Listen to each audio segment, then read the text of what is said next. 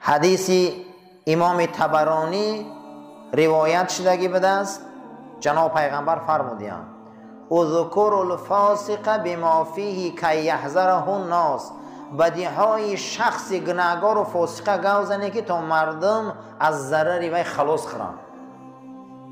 یا آدم ماشین کشه میدونی نترسیده گوی آدم مودا و قلوبی بدبخت گوی احتیاط چند که با پل تا رفتن نروه، نترسیده گوی زیناکاریش میدونی گوی از زن خواهرت احتیاط چند، دزدیش میدونی ای پول مولد احتیاط چند.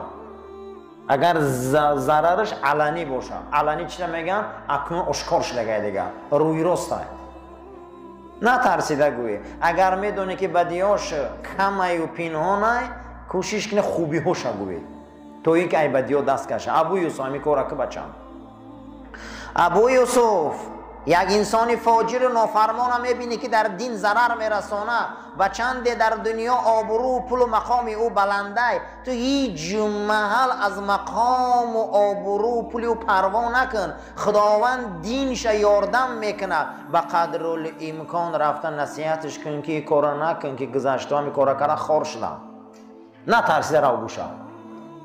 خداوند دینش یاردم میکنه میشه. همون روز تو گفتی خوشا به حالت، اگر همون روز تو نگفتی وای بر حالت. یا آدم فاجر و فاسق میدونی منصب داره وظیفه داره نکم نگاه کرده است که ضرر در دین رسانده است، ضرر در جمعیت رسانده است، نترسیده پیشش رفته گو عزیزم برادرم همین کاریت خطای، همین کاریت نمیشوه، نترس ای جا و مقام پولی او. خداوند دینش یاردم میتیه. خداوند چیکار میکنه؟ دینش یاردم. اگر تو یک بار همین کار کردی، پیغمبر خدا فرمود کسی در راه خدا جرأت کرد خست گو زد، خداوند برای او غیرت میته که از او تمام مخلوق میترسن. اگر ما در راه خدا راست باشیم کی میترسونه؟ خدا. کی غیرت میته؟ خدا. این جمال ایجا مقام کسی نترسه وقتی دین در ضرر میرسونن. میگه با قدر الامکان رفته او رو نصیحت کن. وقتی تو این کار کردی پروردگار در تو نیروی را مسلط میکنه که اهل بدعت هوا و دین مسخره خنا در اون منطقه که تو باشی کار نمیکنن دیگه، میترسن. هیچ محل از جا و مکان و مقام و منصبی کسی نترس وقتی او دین خور میکنه. حتما کوشش که پیشش درو گپ دروش گو، حتما اون در چیکار کن گفته با خودش تنها صحبت کن. گوزن که مثل تو آدمایی بودن همین کارا کردن خور و ذلیل شدن، نکه این کار حیف میشی. وقتی اگر این کارا تو ظاهرا کردی نترس، خدا دینش همیشه یاردم میتیه. از سلطان وقت حاکم وقت اگر چیزی مشاهده کردی ابو یوسف که زید شریعت باشه حتما وی پند تی. البته هنگامی که همین کار اگر لازم باشه حتما رو گپ زن، صحبت نصیحتش کن. اگر دیدی که اطراف او قوی هم، خیلی انسان های قوی هم، مثال های زیاده بیار که در همون مثال ها همون حاکم دور و همون راهبر دور مثال بیاری. انا خیلی قصه زیاد گو که همون در نظرت باشه نامش نگیر، همون در نظرت باشه نامش نگیر تا اینکه او پند گیره. اما همیشه و همیشه وقتی از نام دین برآمد میکنی، از نام علم برآمد میکنی، از نام شریعت برآمد میکنی، خوش رفتار و خوش اخلاق باش. با نظر شرع از روی تمیز اخلاق با اونها معامله کن. زیرا خدا موسی و هارون گفت قولا بگوی قولا لینا، گپی ملایم فرعون گپ زنی، نه ترسیده درای نصیحت چون کنی راه برورا. با یا محتاج به نصیحتن. شاید در صحبت‌های نیک تأثیر ای و به صحبت تأثیر بینن از این کاراشان دست کشن. همیشه از منبر و درس و تمام مکالمهات نسبت ظالمین مثال ها بیار، از قرآن مثال ها بیار، از قصه پیامبران مثال ها بیار، از سخن صحابه ها مثال ها بیار تا اینکه برای ظالمین و از رمکم برآمدگی ها عبرت شود. البته لازم نیست از پشت حاکم و از پشت راهبر گپ زنی، خوبترش در پیشش رفته گپ زن. از پشتش گپ نزن، زیرا اینکه تا از پشتش گپ میزنی اطرافیان او خانواخت را از بین میبرن، اطراف او محیط او را نابود میکنن. تو کوشش کن راه یا پیشش درو. همیشه و همیشه کوشش کن یک نصیحت دو بار نکنی مگر برای ظالم و کسایی که دین خار میکنن. یا نصیحت دو بار نگو، اما برای ظالما و برای کسایی دین خار میکنن دو بار سه بار گوشونن که راه کمی کار خوب نیست. نصیحت همیشه از در اندیشه کار گیر. ابو یوسف در امر به معروف و نهی از منکر کوتاهی نکن، سکوت نکن، زیرا که امر از معروف و نهی از منکر در او انصاف و خاطربینی و ترس پیدا شود، دین تباه میشه و مردم ایمان ضعیف میشه. در امر معروفات حق رسا مردم ده. اگر دیدی که سلطان از اشتباهات و کمبودیاش دست بردار نیست، حتما خانهش رو. یک واسطه ریا که نصیحتی کی را گوش میکنه؟ مادرش، پدرش، استاد، زنش پیش او درو. از قرآن و سنت برای اونها روشنیت، زیرا که خداوند قرآن و سنت پاک کننده روح آفریدگی است، او پاک میشود. سهم ختمان، زیرا که بسیارترین انسان ها روز قیامت همچون تلاشگر و مجاهد برمیخیزند که برای آدمایی که دین خار میکنن و آیین خار میکنن اینها سهم میمانن، اونا رو نصیحت میکنن. بهترین مجاهدین رو بدهن که با سخناشون مردم رو نصیحت میکردن، نه ترسیده. و همیشه آبرو را از خدا طلب کن. ابو یوسف بچم، اگر خدا آبرو را از تو گیره، سیاره برای تو آبرو داده نمیتونه. اگر خداوند برای تو آبرو تیه، سیاره قیام کنه که آبروی تو را گرفته نمیتونه. آبرو را خدا میتیه. هیچ محل از دروازه جهل و قهر و غضب با کسی کار نگیر، زیرا این که عاقبتش چی میبیاره؟ سرزنشی، پشیمونی. و همیشه از ظالم خدا ناترس، با اندیشه باش نسبتش. چی باش؟ با اندیشه باش. یک انسان میگی خب معویزه کن گپ بزن، حق گو، میگه من میترسم این اون. آخه از روی اخلاق گپ بزن، از روی تمیز گپ بزن، اوسوسه گپ بزن، جنجال نکن، نام کسی را نگیر. قصه و نصیحت های بیار که عبرت شود تا اینکه قلب آب شوند. هممون عقل داریم، هممون جهل داریم، البته داریم، به این نمیشود. اینا بخشان سپاهی داشتیم. یکم سپاهی عقل خیر بده. چی بده؟ خیر، که بزرگا گفتیان که این وزیر عقله. دویمش ایمان بده، سیومش تصدیق بده، چهارمش رجاء، امید کردن بده است، پنجمش عدل بده، ششمش رضا بده است، هفتمش شکر بده، هشتمش طمع بده، نهمش توکل بده است. در برابر این که 75 دانه که تعدادش زیاده است، اکنون ما باید افسران و عسکران جهل دانیم. جهل یکمش شر بده، بدی. یکم سپاهی جهل چی بده؟ بدی، که این وزیر جهل بده. دویمش کفر بده. سیمش جهود بده، یعنی که جهود انکار.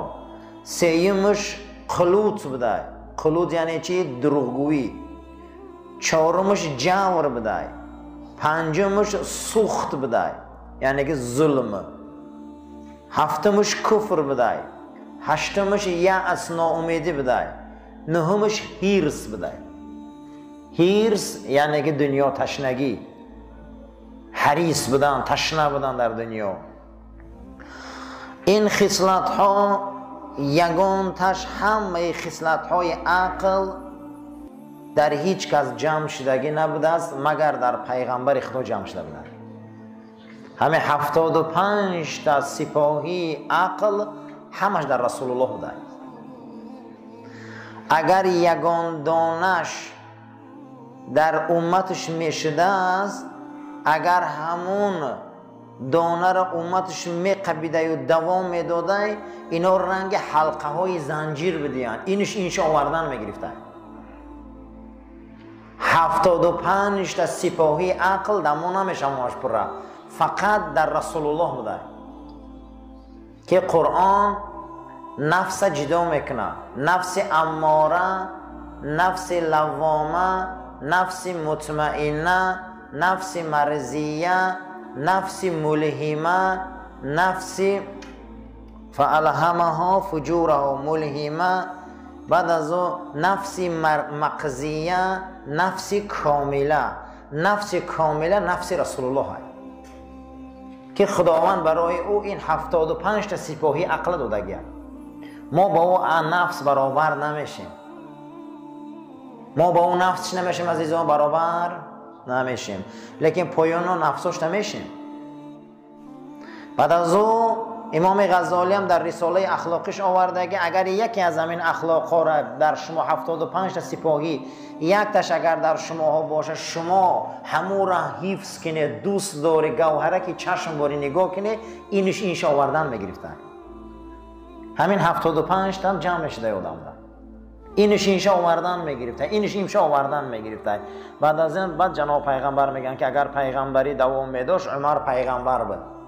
معلومه که همین عمردان بوده همین علامت ها.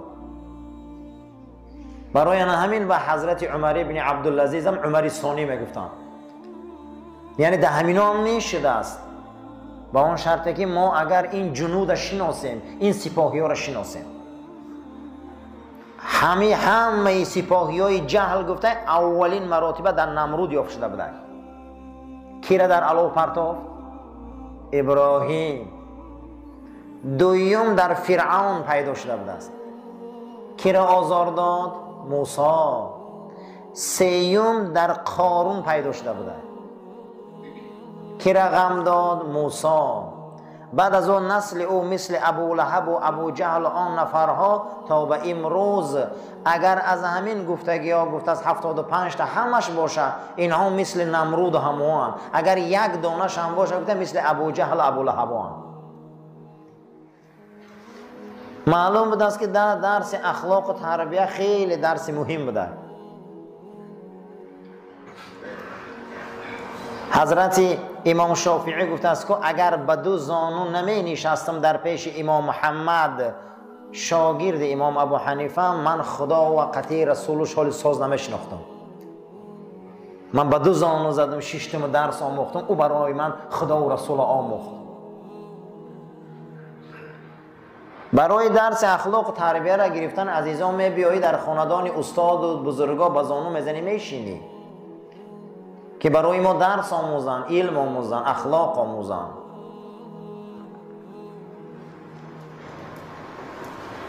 پیش معروف کرخی یکی از دوستای خدا می بیا میگه که میخواهم که شاگردت باشم، درس اخلاق آموزم. حضرت 40 روز در پشت صومعه و مهمانخانه معروف کرخی میشینه، معروف کرخی اهمیتش نمیتیه.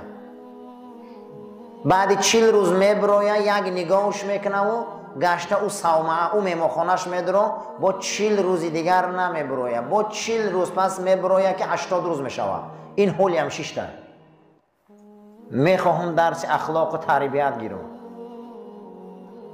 بعد از 40 روز 80 روز شدن را به فریاد میکنه و یک کاسه میتیه، میگه همین کاسه را میگیری بالاش پوشیدگی یک ورق موندگی، ورق میقپی، همین میگیری و داخل دریای دجله خدی میگذاری، در بین دریای دجله یک انسان شیشتگی های، همین را در همون میرسانی، کاغذ از بالای کاسه نمیکشوی، بعد میبایی قبولت میکنه. این شاگرد میگیرن میبرن نصفه در لب دریای دجله، نرسیده دلش وسوسه میشه و لب کاسه را میتهوی میکنه، کاغذه که ایدرش هم موش بچه میپره. دیگه میگه اگر این موش بچه را دو آدم میبردم به موش بچه میرم، گشته بیام این گفت که لب کاسه را نکشه، چکار کنم باید میمونه یا با هم کاسه را گرفتم میبیا پیش معروف کرخی میدره که معروف کرخی تبسم کرده سه، میگه چون کردی؟ گفت واقعا همین. گفت همین 80 روز من در فکر تو بدم، گفتم بیای از صبر سنجیم، یا موش قبیده نتونی زدری کاسه. تو چه خیلی در علم اخلاق تربیت طاقت میکنی؟ تو یک موش در کاسه قبیده نتونستی گفت. اخلاق تربیه آسانه. دلم میخواست آدم شوم اما نشدم. ثانوی گفته تا دل میخواست آدم شوم که نشدم آدم.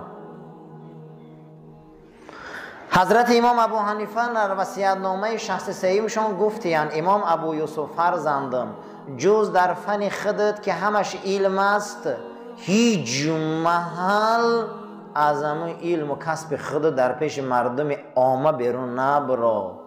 فقط هر چیزی را که متخصصی ای اختصاص خودت گوزن مردم ده.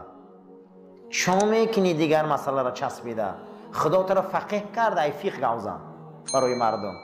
خدا تو را استا کرده ایمی کاری خودت میتونستگی گوزن. از وی بیرون نبرو که مردم تو را به سفسطه ها گرفتار میکنن و آبرود از بین میرن. هر چیزی که خدا برای تو کسب دادگیت ردیف همون شو. ردیف چی را میگن؟ اگر یک اسب در یک کس سوار شدگی باشه یک کسی دیگر در قنجقه او سوار شوه میگن ردیف شه، یعنی در قنجقهش سوار شه. چه هنر داری عزیزم، چه علمی داری، در قنجقه علم تو هنرت سوار شو. از وی بیرون نبرو، همون را گوزن.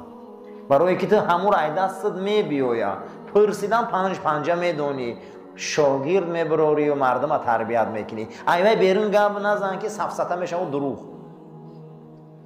شما بینه بعضی آدم ها را که یک صحنه ها را نقل میکنن با عمر که دمجخشان وجود ندارن. این همین خیلی سفسطه گفته میشینن. بعضی انسان ها را همه کار را نقل که او همه کار دا بود.